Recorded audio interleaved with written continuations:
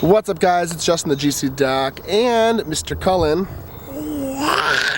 We're actually out doing some geocache maintenance.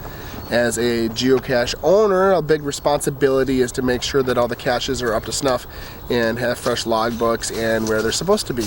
So I wanted to do a quick video on what it is like to be a cache owner and give you guys some tips and maybe some insight on responsibilities and what you need to do to be a good geocache owner.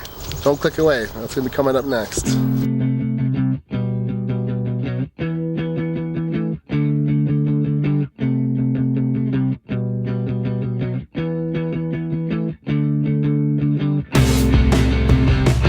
Great question I get asked oftentimes is how much maintenance to expect when you're a geocache owner.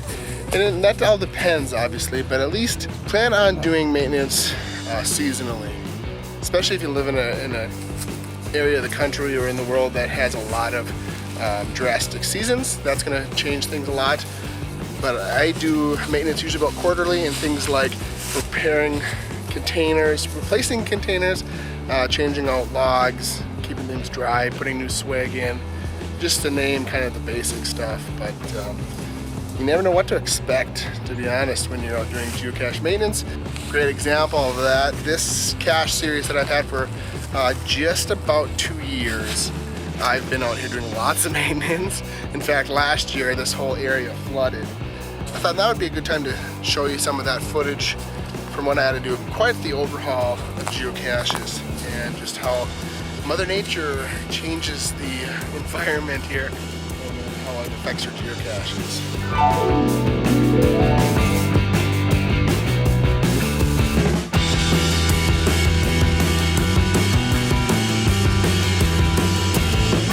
Well, I'm out this morning doing some serious cache maintenance. In fact, this trail that I'm walking on right now was completely underwater. So in total, somewhere between 9 and 10, which is the unfortunate part of being a cache owner, but that's just part of the game.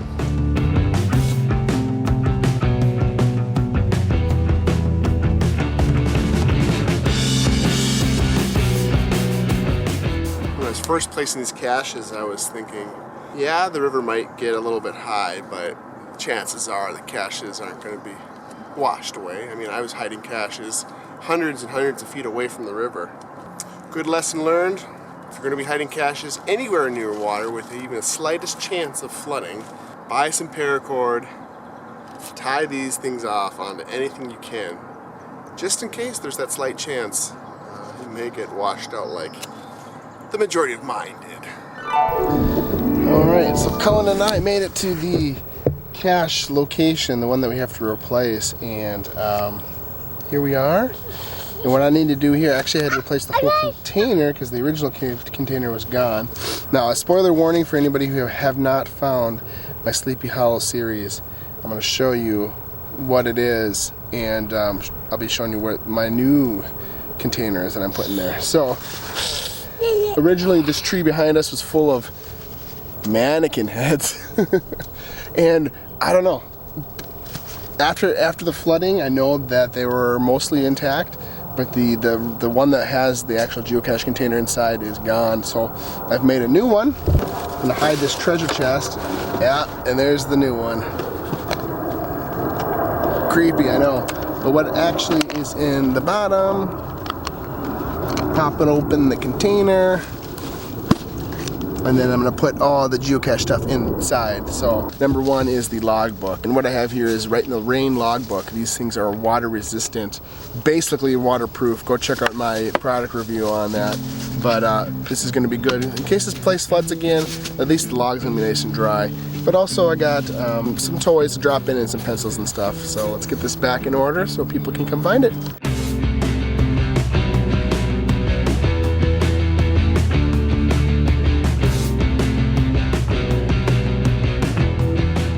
Alright guys, thanks for coming along with me today. Hopefully you learned a little bit about what it is to be a cache owner and doing some of the maintenance.